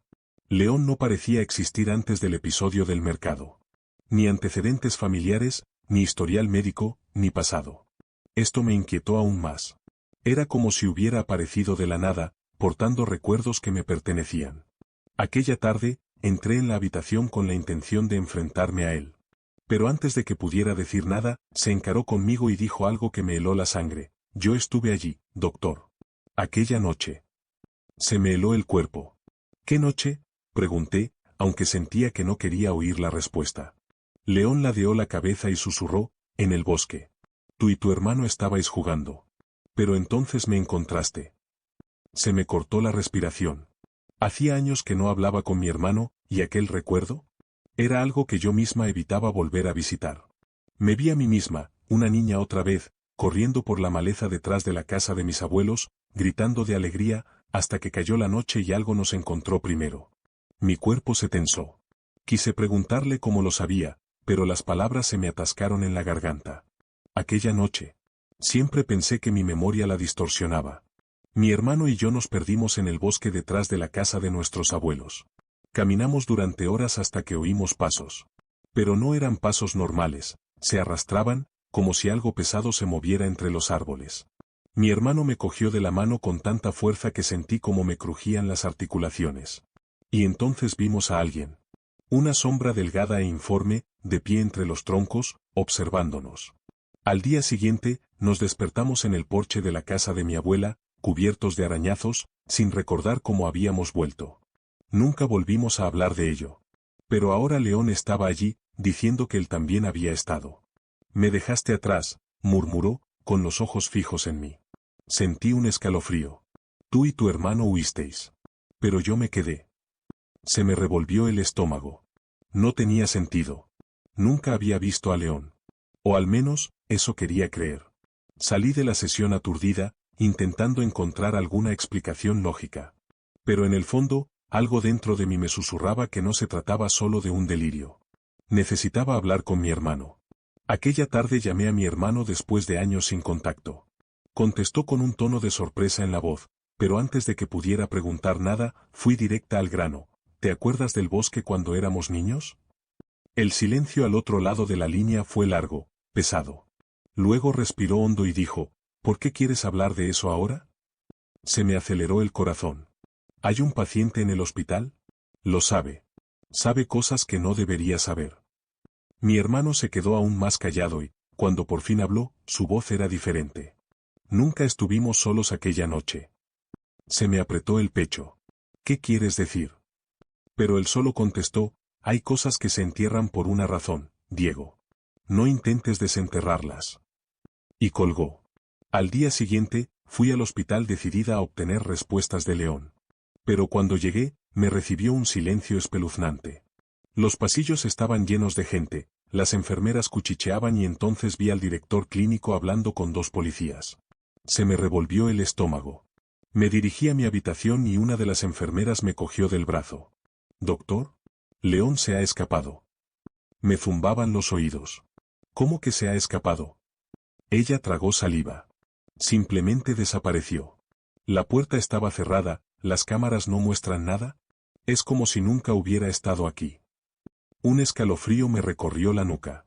Corrí a la habitación donde se alojaba, pero lo único que encontré fue un dibujo garabateado en la pared. Dos chicos corriendo por el bosque. Y una sombra detrás de ellos. Me quedé allí, mirando aquel dibujo como si pudiera darme respuestas. Pero lo único que sentía era el mismo miedo infantil, el mismo que había intentado enterrar toda mi vida. ¿Cómo lo supo? ¿Cómo desapareció sin dejar rastro? Y, lo que es peor, ¿qué significaba? Pasé los días siguientes intentando encontrar alguna explicación. Hablé con las enfermeras, analicé las cámaras decenas de veces, intenté rastrear algún vínculo entre León y algún paciente o empleado. Nada. Simplemente, desapareció. Era como si nunca hubiera existido. Pero yo sabía que había estado allí. Sabía que estaba tratando de decirme algo. ¿Y si realmente se quedó en ese bosque? ¿Y si corrimos y lo dejamos atrás? El pensamiento me consumía, pero al mismo tiempo, algo dentro de mí me decía que no quería saber la respuesta. Desde entonces, no he podido dormir bien. Cualquier sombra me hace contener la respiración. A veces siento como si alguien me observara, como si León siguiera cerca. O tal vez, lo que nos encontró aquella noche nunca nos abandonó. Mi hermano no quiso hablar más de ello. ¿Y yo? No sé qué hacer. ¿Qué crees que pasó esa noche? ¿Necesito averiguarlo, o es mejor dejarlo enterrado de una vez por todas? Espere un poco más. Si crees que ya lo has oído todo, te equivocas. Lo que viene a continuación te sorprenderá como nunca. Me llamo Javier, tengo 42 años y soy médico investigador en una clínica especializada en enfermedades raras aquí en Buenos Aires. En 2019, participé en uno de los estudios más prometedores y aterradores de mi carrera. La idea era revolucionaria, un nuevo fármaco experimental llamado RN201, desarrollado para la regeneración celular acelerada. La promesa era absurda: revertir daños en tejidos afectados por enfermedades degenerativas e incluso recuperar funciones comprometidas por traumatismos graves. Al principio, el equipo estaba eufórico. Era como jugar a ser Dios, pero con la ciencia de nuestro lado. La financiación era secreta, el laboratorio tenía fuertes medidas de seguridad y solo un grupo selecto de investigadores sabía exactamente lo que estábamos probando. Acepté participar porque creía en el avance de la medicina, pero hoy me arrepiento de cada paso que di en aquella investigación. La primera fase de las pruebas fue un éxito. Los pacientes mostraron rápidas mejoras, sin efectos adversos graves. Pero en la tercera semana empezaron a aparecer los primeros indicios de que algo iba mal. Uno de los voluntarios, Martín Guerra, un hombre de 58 años diagnosticado de esclerosis lateral amiotrófica, sufrió un paro cardíaco repentino. Fue un shock para todos, ya que había mejorado mucho los días anteriores. Seguimos los protocolos y lo declaramos muerto. El cadáver se envió a analizar y se avisó a las autoridades médicas. Pero exactamente 3 días después, durante un amanecer silencioso en el laboratorio, Martín volvió. Y cuando digo volvió, no me refiero a un error de diagnóstico o a algo que pudiera explicarse racionalmente. Estaba allí, de pie en el frío pasillo de la clínica, con la misma bata de hospital que llevaba cuando murió, sus ojos profundos y vacíos, diciéndome que yo le había traído de vuelta. Lo primero que hice fue quedarme paralizado. Mi cerebro intentó procesar lo que tenía delante, pero nada tenía sentido. Martín había muerto. Yo mismo había firmado el papeleo, había acompañado al equipo a retirar el cadáver. Y ahora estaba allí, con la piel pálida y fina como el papel de arroz, los labios secos y agrietados, y un extraño olor a su alrededor. No era exactamente putrefacción, sino algo químico, metálico, como si su cuerpo hubiera sufrido una reacción que no debería haberse producido. Inclinó la cabeza hacia un lado, como analizándome, y volvió a decir, en un tono ronco y prolongado: «Usted me trajo de vuelta, doctor». Sentí que un escalofrío me recorría la espalda. Intenté murmurar algo, preguntarle si necesitaba ayuda, si estaba herido, pero antes de que pudiera reaccionar, dio un paso adelante, tambaleándose como si sus piernas no estuvieran completamente bajo su control. Me temblaban las manos al pulsar el botón de emergencia de mi placa. En menos de un minuto, 2 enfermeras entraron en la sala, pero en cuanto vieron a Martín, se detuvieron como si se hubieran sobresaltado. «¿Es una broma?», susurró una de ellas. Martín giró lentamente la cabeza hacia ellas y sonrió, una sonrisa vacilante y torpe que no parecía humana. Antes de que ninguno de nosotros pudiera reaccionar, empezó a tener espasmos violentos y su cuerpo se dobló en ángulos imposibles. Me caí hacia atrás, golpeándome contra el atril, mientras las enfermeras intentaban sujetarle, pero era como si algo en su interior intentara escapar. Entonces, de repente, se detuvo. Se quedó tendido en el suelo, inmóvil. El silencio era tan absoluto que solo oía mi respiración entrecortada. Y entonces, en un hilo de voces, Martín susurró algo que nunca olvidaré, vienen más. Quería creer que se trataba de un delirio, de alguna secuela neurológica, pero en el fondo sabía que ocurría algo mucho peor. Martín fue trasladado inmediatamente a la sala de aislamiento, y me pasé toda la noche revisando los informes, intentando encontrar una explicación. Nada podía justificarlo. Ninguna sustancia conocida podía devolver la vida a alguien. Llamé al jefe de investigación, el doctor Valdez, y se lo conté todo. Se quedó callado un rato y luego dijo algo que me revolvió el estómago: sigue observando. Documéntalo todo. Y, por favor, no hables de ello con nadie ajeno al proyecto. En otras palabras, estaba solo. A la mañana siguiente, cuando entré en la sala de aislamiento para examinar a Martín, me di cuenta de que no había dormido. Tenía los ojos fijos en el techo, sin pestañear. En cuanto me acerqué, giró lentamente la cabeza hacia mí y volvió a sonreír de aquella forma distorsionada. «Están aquí», murmuró. Se me heló la sangre. Antes de que pudiera preguntar quiénes eran ellos, oí un ruido en el pasillo, un sonido hueco, como si alguien se golpeara la cabeza contra la pared. Corrí a ver y sentí que el corazón se me paraba en el pecho. Había otro paciente de pie en medio del pasillo, con la frente ensangrentada, golpeándose contra la pared de azulejos blancos. Fue uno de los primeros en recibir la medicación y sabía que la noche anterior había estado en estado crítico. Pero allí estaba, de pie, sonriendo con la boca abierta, los ojos completamente negros. Mi primera reacción fue correr hacia él e intentar que no se hiciera más daño, pero en cuanto le puse la mano en el hombro, sentí que un escalofrío me recorría el cuerpo. Su piel estaba fría, muy fría, como si la hubieran dejado en una cámara funeraria. Dejó de agitarse, volvió lentamente la cara hacia mí y susurró lo mismo que Martín: «Nos has traído de vuelta». Mi cuerpo se paralizó. Era imposible. No tenía sentido. Antes de que pudiera reaccionar, otros pacientes empezaron a salir de las habitaciones, uno a uno. Todos con la misma expresión vacía, los mismos ojos oscuros, la misma piel helada. El pasillo, antes silencioso, se llenó ahora de un zumbido bajo y unísono, algo entre un gemido y un susurro. Mis instintos me decían que huyera, pero mi deber como médico me lo impedía. Necesitaba entender lo que estaba pasando, necesitaba solucionarlo. Con las rodillas temblorosas, retrocedí lentamente e intenté pensar. Fuera lo que fuese lo que les estaba ocurriendo, tenía algo que ver con el RN-201. De algún modo, no solo regeneraba células, sino que parecía revivirlas. Pero eso no era vida. No como la conocemos. Sentí una punzada de desesperación y cogí mi radio para llamar a seguridad, pero antes de que pudiera decir una palabra, Martín salió de la sala de aislamiento y me miró directamente. «Es demasiado tarde, doctor». Y entonces las luces empezaron a parpadear. El zumbido del pasillo se hizo más fuerte, casi un cántico susurrado que me hizo vibrar el pecho. Las bombillas parpadeaban rítmicamente, proyectando sombras alargadas en las paredes, distorsionando los rostros de aquellos pacientes que no deberían estar allí, que no deberían estar vivos. El corazón me latía con fuerza en el pecho y un sudor frío me recorría la nuca. Fue entonces cuando me di cuenta de que no era la única que sentía miedo. Una de las enfermeras, Camila, estaba apoyada en la pared del fondo, con los ojos muy abiertos y la mano tapándose la boca para no gritar. «Javier, ¿qué pasa?», susurró con voz temblorosa. Pero antes de que pudiera responder, Martín dio otro paso adelante. «Has abierto la puerta», dijo, en un tono demasiado sereno para la situación. Le temblaba la barbilla, como si le costara hablar, pero el mensaje estaba claro. «¿Qué quieres decir?», pregunté, ya sin poder ocultar el pánico en mi voz. Levantó la mano y señaló el pasillo.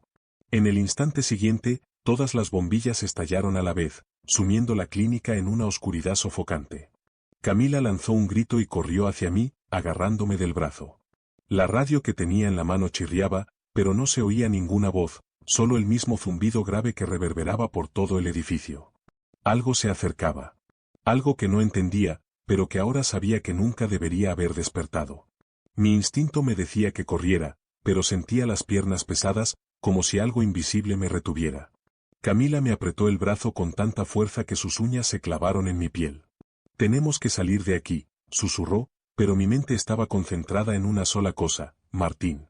Seguía allí de pie, inmóvil, señalando el final del pasillo, como si esperara algo. Y entonces lo oí. Un sonido bajo y húmedo, como pasos que se arrastran mezclados con algo que se retuerce. Procedía del interior de una de las habitaciones cerradas. Había algo allí. Algo que no era un paciente. Por fin se desató el pánico y tiré de Camila del brazo. Teníamos que salir. Pero cuando di el primer paso atrás, Martín sonrió, una sonrisa que no tenía nada de humana. «Ahora entendés», dijo, y en el mismo momento, la puerta del dormitorio estalló hacia afuera, como si hubiera sido golpeada por una fuerza absurda. La oscuridad del interior de la habitación parecía más densa que de costumbre, como si estuviera absorbiendo la poca luz que aún entraba por las ventanas del pasillo. Y entonces una mano pálida surgió de entre las sombras, agarrando el lateral de la puerta. Pero no era una mano corriente. Los dedos eran demasiado largos y la piel parecía fina, translúcida, como si apenas hubiera carne debajo. Un sonido grave y gutural llenó el pasillo. No era una voz. Era algo más profundo, más antiguo. Algo que nunca debería haber estado ahí. Nunca había sentido un miedo tan absoluto en mi vida.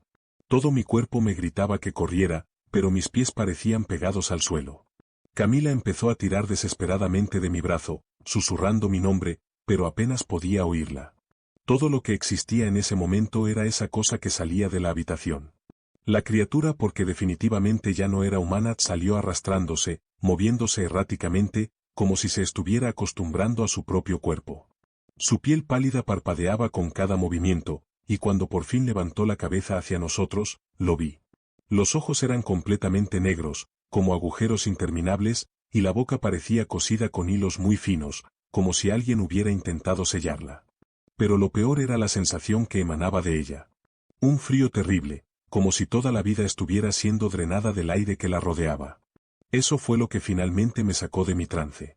Agarrando a Camila del brazo, salí disparado por el pasillo sin mirar atrás. Oímos algo pesado caer al suelo y el sonido de unas garras rozando las baldosas, pero no me detuve a ver qué era. Mi único pensamiento era llegar a la salida. Pero cuando doblamos la esquina hacia el vestíbulo principal, se me heló la sangre. Todos los demás pacientes estaban allí de pie, alineados como si estuvieran esperando algo. No se movieron al vernos. Se quedaron allí, inmóviles, mirando en nuestra dirección con esos ojos vacíos y sin alma. Y entonces apareció Martín en medio de ellos, con la cabeza ligeramente inclinada. «Es demasiado tarde, doctor», dijo. Y en ese momento lo supe. Nunca debimos iniciar esta investigación. ¿Querrás saber más? Lo que está por venir te dejará sin aliento. Quédate conmigo hasta el final para no perderte nada.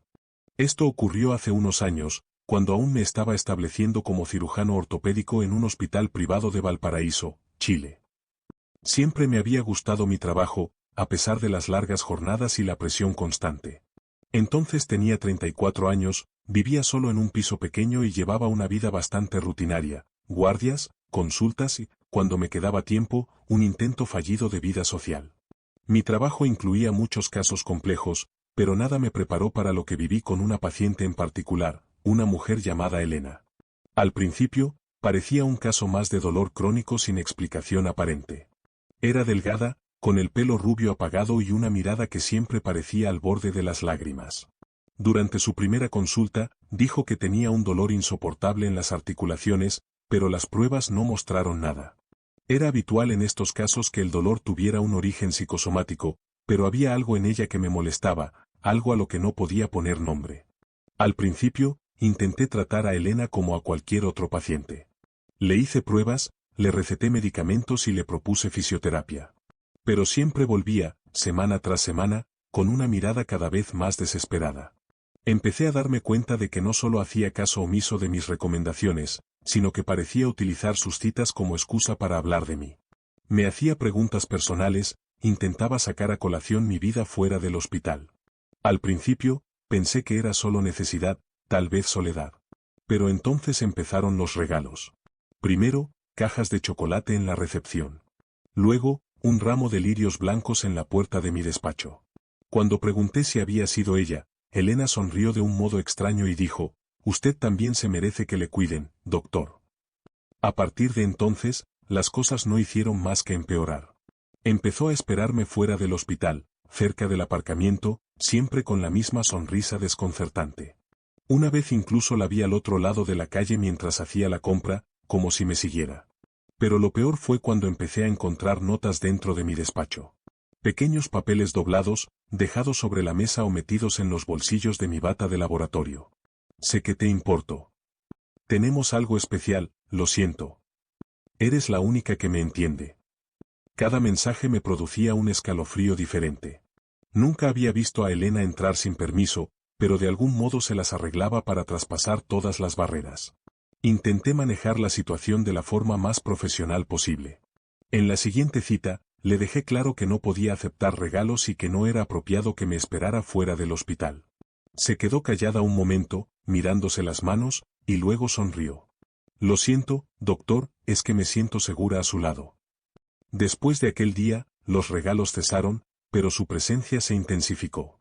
Un día, me desperté con el interfono sonando insistentemente a las 5 de la mañana.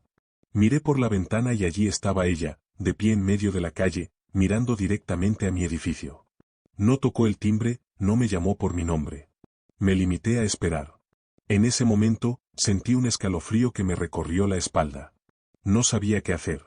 No quería bajar y enfrentarme a Elena, pero tampoco quería simplemente ignorarla. Tras unos minutos de duda, saqué el móvil y llamé al conserje, pidiendo al guardia de seguridad que comprobara quién estaba allí. Vi cómo salía del edificio y se acercaba a ella, diciendo algo que no pude oír. Elena no reaccionó. Se limitó a girar la cabeza lentamente en su dirección, como si saliera de un trance. Al cabo de un rato, finalmente se dio la vuelta, caminando lentamente por la calle desierta hasta desaparecer al doblar la esquina. Pasé el resto de la noche sin dormir, con la sensación de que en cualquier momento volvería. Al día siguiente, fui directamente a la administración del hospital. Les conté lo que estaba pasando y les pedí que trasladaran a Elena a otro médico. Fue entonces cuando descubrí algo aún más aterrador. Cuando mencioné su nombre, la secretaria se puso pálida. Tras algunos intercambios de miradas con el resto del personal, me llamaron a una habitación privada. Allí me enseñaron un expediente con los historiales de otros médicos que habían tratado a Elena antes que yo. Todos seguían el mismo patrón. Elena se encariñaba con ellos, se volvía obsesiva, empezaba a acosarlos y, cuando intentaban alejarla, las cosas se intensificaban hasta llegar a las amenazas. Algunos tuvieron que cambiar de domicilio. Uno de ellos incluso se mudó de ciudad. Salí de aquella habitación con el corazón acelerado, como si acabara de descubrir que algo podrido crecía a mi alrededor sin darme cuenta. Me di cuenta, yo era una más en su lista. Pero, ¿por qué nadie me había advertido antes? ¿Por qué le habían permitido ir de médico en médico, repitiendo este patrón enfermizo? Estaba enfadada, pero también asustada. Miedo de lo que vendría después. Decidí que no volvería a ver a Elena y dejé instrucciones claras a la recepción para que no le reservaran más citas. En el fondo, sabía que no sería suficiente. Y tenía razón. Aquella noche me fui a casa intentando convencerme de que, con el tiempo, se rendiría. Pero hacia las 2 de la madrugada, me desperté con un ruido extraño. Era un sonido débil y repetitivo que provenía de mi puerta. Como si alguien estuviera arañando la madera. Se me revolvió el estómago. Me levanté despacio, con el corazón latiéndome en los oídos, y miré por la mirilla. Casi suelto un grito. Elena estaba allí, descalza, con la cara pegada a la puerta y los ojos muy abiertos. Movía los labios, pero no oía lo que decía. Entonces vi su mano levantarse lentamente, arañando la madera con las uñas, como si quisiera forzar la puerta para abrirla. Mi cuerpo se congeló. No podía pensar, no podía respirar. Me quedé allí, paralizado, contemplando aquella escena absurda. ¿Qué se suponía que debía hacer? ¿Gritar? ¿Llamar a la policía? Mi primer instinto fue alejarme de la mirilla, como si ella pudiera intuir que yo estaba allí. Cogí el móvil con manos temblorosas y marqué el número de emergencias. Mientras esperaba a que alguien respondiera, oí su voz, amortiguada por la puerta. Sé que está ahí, doctor.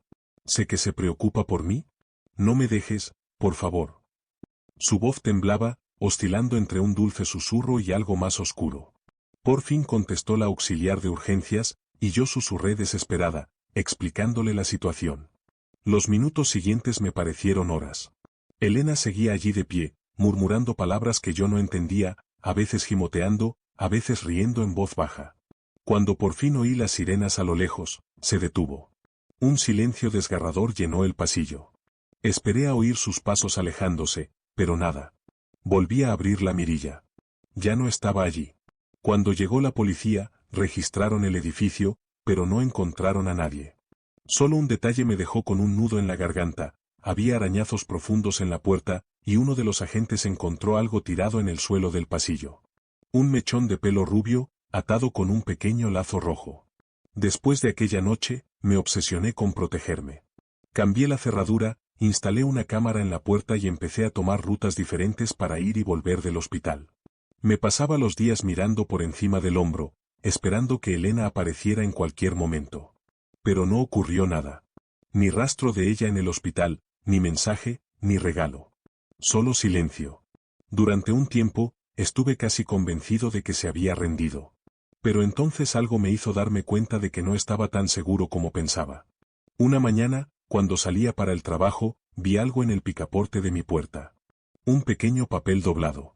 Me temblaron las manos al abrirlo. Dentro, solo una frase, escrita con una letra fina e inclinada: «Todavía tenemos una conexión, doctor». Se me heló la sangre. ¿Cómo podía seguir teniendo acceso a mi edificio? ¿Cómo sabía exactamente dónde vivía? Y, lo más importante, ¿qué haría ahora que había intentado alejarla? Decidí que no podía seguir viviendo con ese miedo constante. Acudí de nuevo a la policía, pero, como siempre ocurre en estos casos, me dijeron que sin una amenaza explícita o algo más grave, no había mucho que pudieran hacer.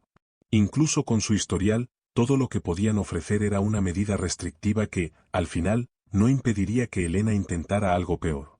Fue entonces cuando tomé la decisión definitiva: pedí el traslado a otro hospital, en otra ciudad. En menos de un mes, ya estaba en marcha, intentando dejarlo todo atrás. Funcionó, durante un tiempo. Pasaron los meses y empecé a sentirme seguro de nuevo. No había señales de Elena, ninguna carta, ninguna aparición inesperada. Hasta ayer. Cuando llegué a casa del trabajo, encontré un sobre escondido bajo mi puerta. Dentro, solo había una foto. Era de mi nuevo piso, tomada de noche con las luces del salón encendidas. En el reverso había una sola frase: «No puedes escapar a nuestra conexión». Casi se me para el corazón. ¿Cómo me había encontrado? ¿Cómo sabe dónde vivo ahora? He intentado escapar, pero parece que nunca termina. ¿Qué hago ahora? ¿Alguna vez estaré realmente a salvo? ¿Crees en lo inexplicable o piensas que todo tiene una explicación? Quiero saber lo que piensa. Soy médico desde hace casi 10 años, especializado en urgencias. He trabajado en distintas ciudades, pero desde hace 3 años estoy en Rosario, Argentina, en el Hospital Central. Mi turno suele ser tranquilo hasta cierto punto. Por supuesto, siempre hay casos críticos, pero con el tiempo aprendes a sobrellevarlo. Al menos, eso creía. Aquella tarde, estaba en mitad de mi turno, tomándome mi segundo café y revisando algunas historias clínicas, cuando trajeron a un paciente en estado de shock.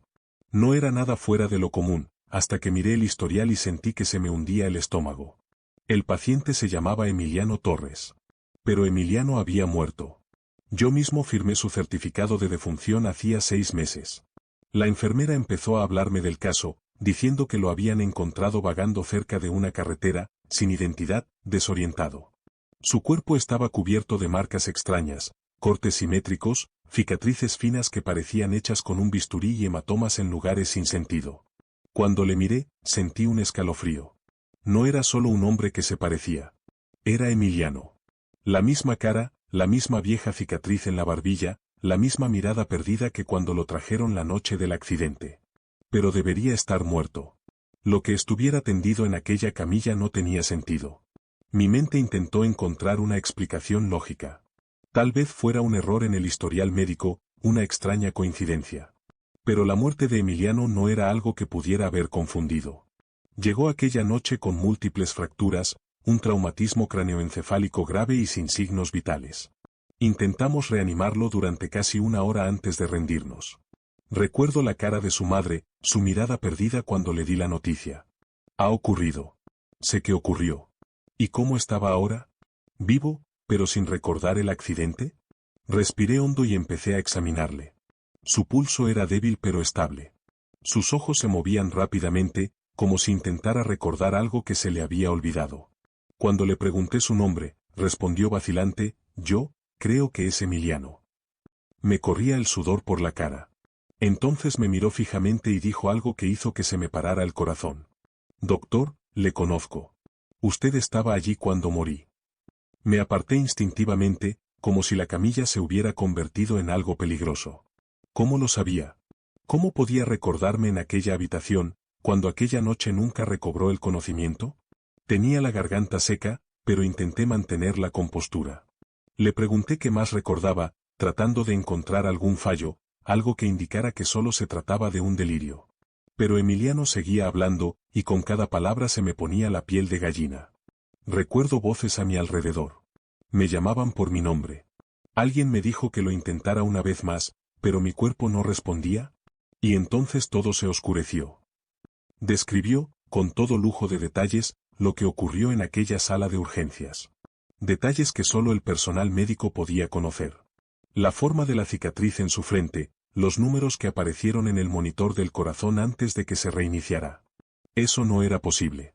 Pero lo peor llegó cuando susurró, como si contara un secreto, vi lo que vino después. Un escalofrío me recorrió la espalda. ¿Qué quería decir con lo que vino después?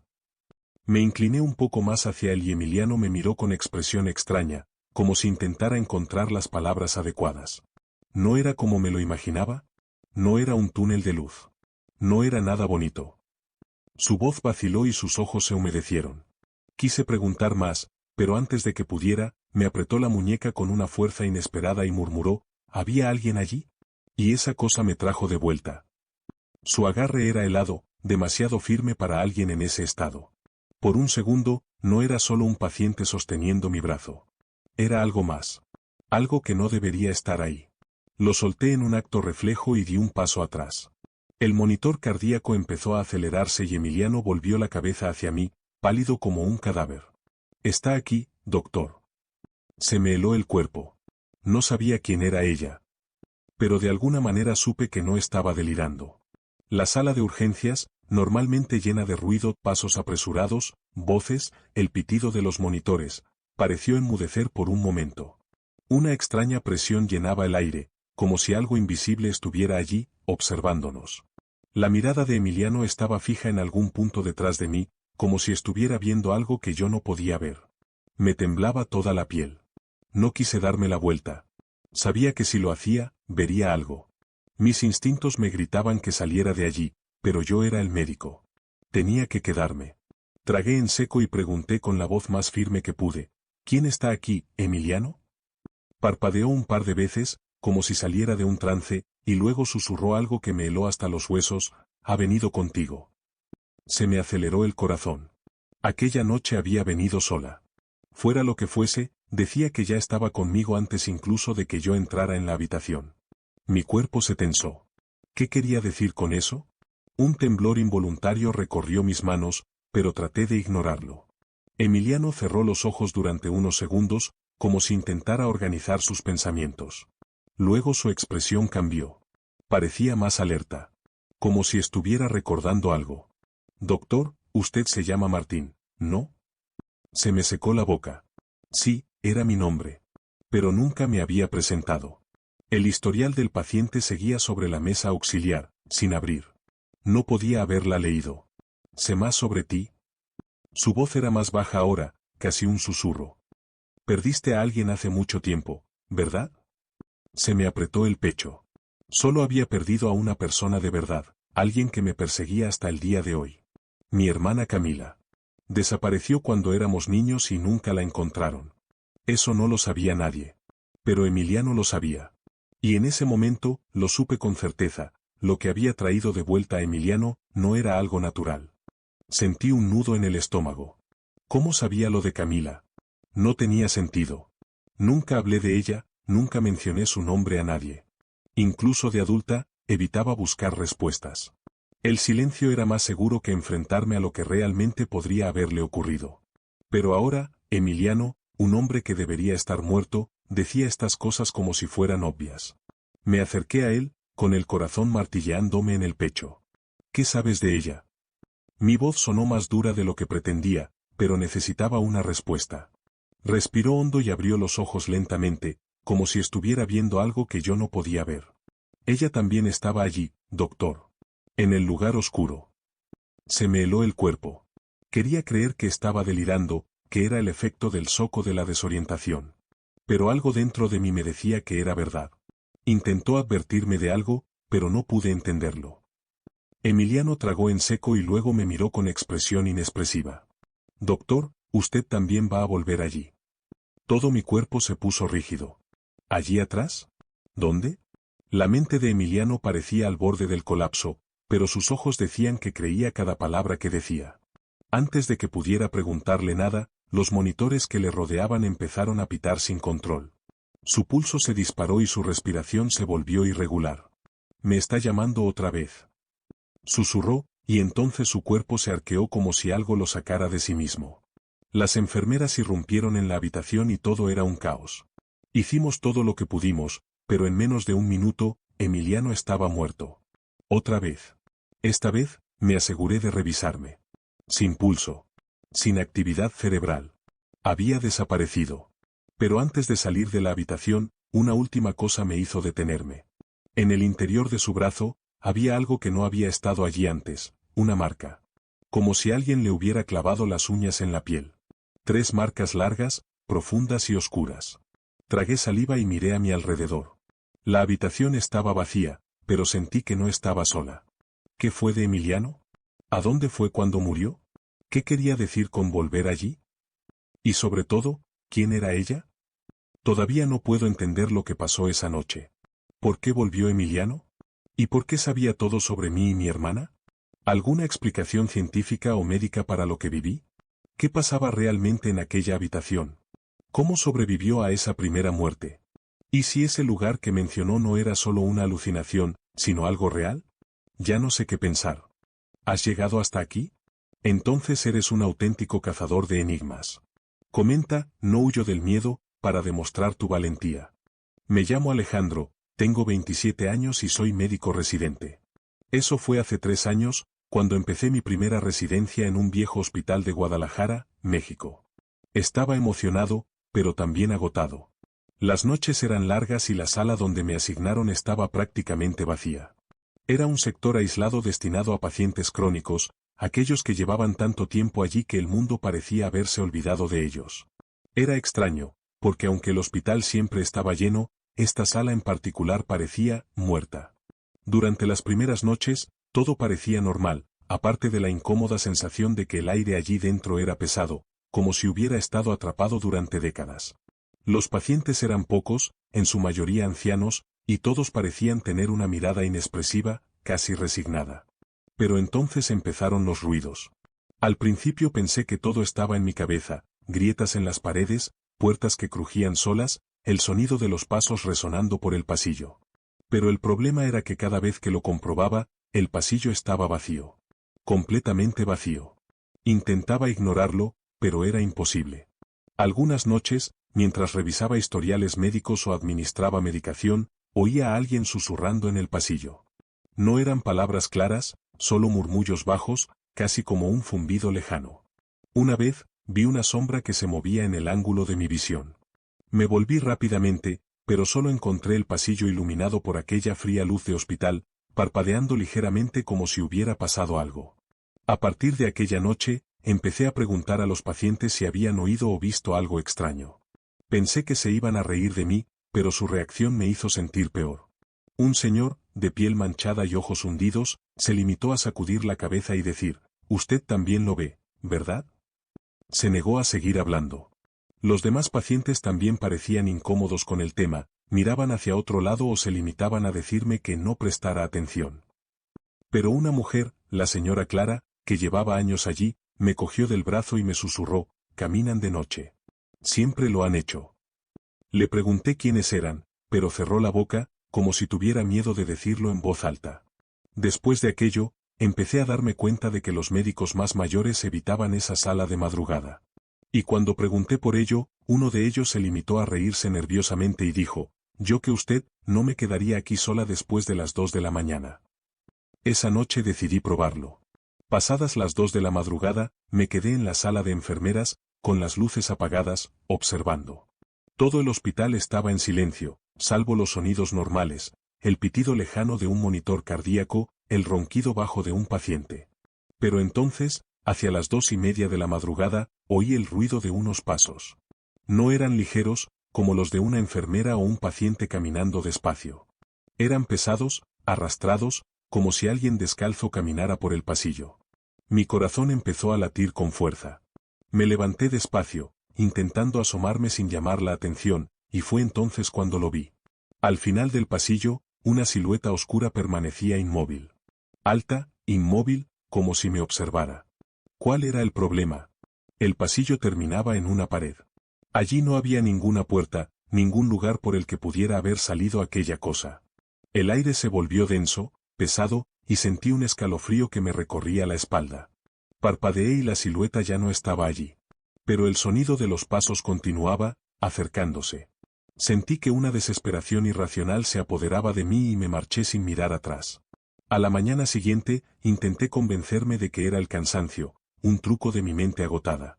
Pero entonces, al comprobar las cámaras de seguridad del pabellón, me di cuenta de que alguien ya había borrado las grabaciones de aquella noche. Aquel descubrimiento me inquietó aún más. Si solo era un delirio por mi parte, ¿por qué desaparecían las grabaciones? ¿Quién tenía acceso para borrarlas?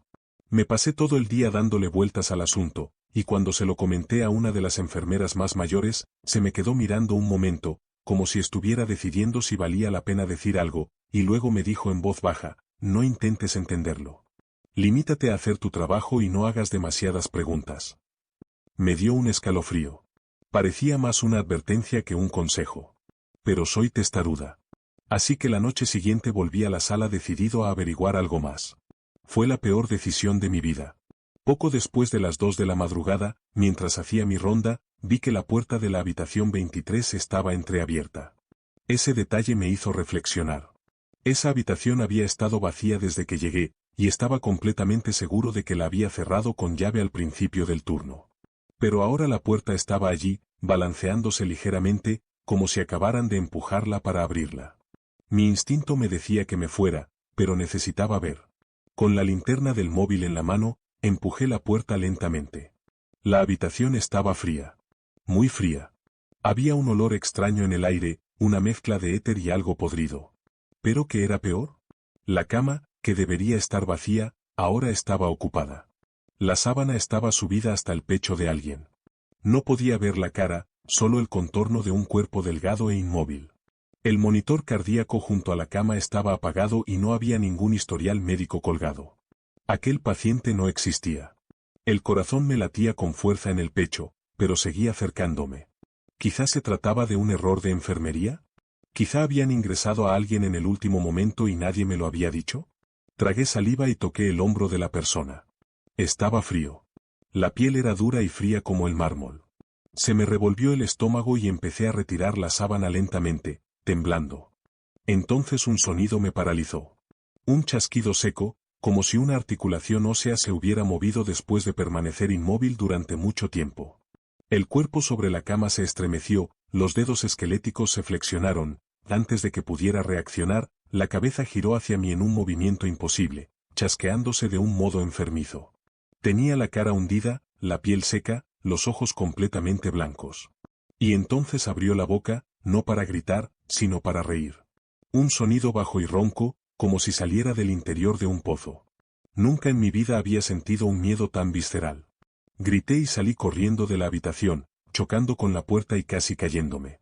Cuando miré hacia atrás, la cama volvía a estar vacía. Todo mi cuerpo temblaba mientras intentaba comprender lo que acababa de ver. La habitación estaba como debía estar, vacía, sin rastro de nadie. Pero yo sabía lo que había visto. La sábana aún estaba ligeramente arrugada, como si alguien realmente se hubiera acostado allí segundos antes. Mi instinto me dijo que saliera corriendo de aquel hospital y no volviera jamás, pero me quedé paralizado. Entonces sentí movimiento detrás de mí. Un reflejo en el cristal de la puerta mostró algo oscuro e informe moviéndose dentro de la habitación, arrastrándose por el suelo. Me di la vuelta por un impulso, pero el lugar estaba vacío.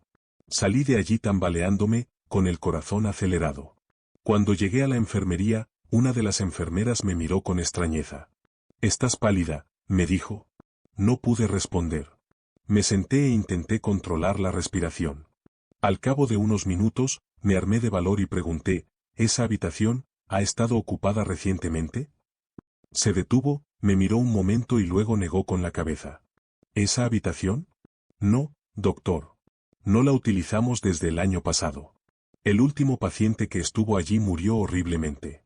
Lo encontraron con el cuerpo retorcido, como si hubiera intentado girar la cabeza hacia atrás.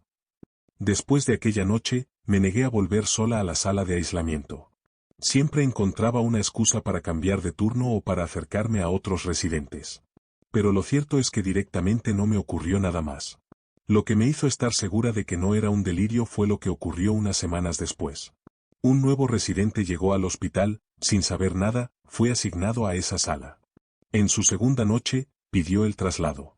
Dijo que había visto a alguien de pie al final del pasillo, pero cuando fue a comprobarlo, el paciente simplemente había desaparecido ante sus ojos.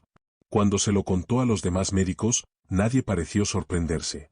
Fue entonces cuando me di cuenta de que no era la primera. Y desde luego no sería la última. Ese hospital carga con algo que nadie quiere admitir. No sé si son los pacientes que quedaron atrapados allí tras la muerte o algo mucho peor, algo que estaba allí antes que nosotros. Pero sí sé que no es casualidad que las grabaciones desaparezcan, que los médicos eviten hablar de ello y que esa habitación permanezca cerrada hasta el día de hoy. Abandoné ese hospital en cuanto terminé mi residencia, y nunca he vuelto. Pero todavía me pregunto, ¿qué habría pasado si me hubiera quedado allí más tiempo? ¿Has experimentado algo similar en un hospital? ¿Crees que estos lugares pueden atrapar ciertas energías? Otro vídeo llega a su fin, pero ya se está preparando el siguiente. ¿Cuál ha sido tu historia favorita? Comenta aquí. Deja un like, suscríbete al canal y estate atento a las nuevas historias que están por llegar. Hasta entonces, permanece atento.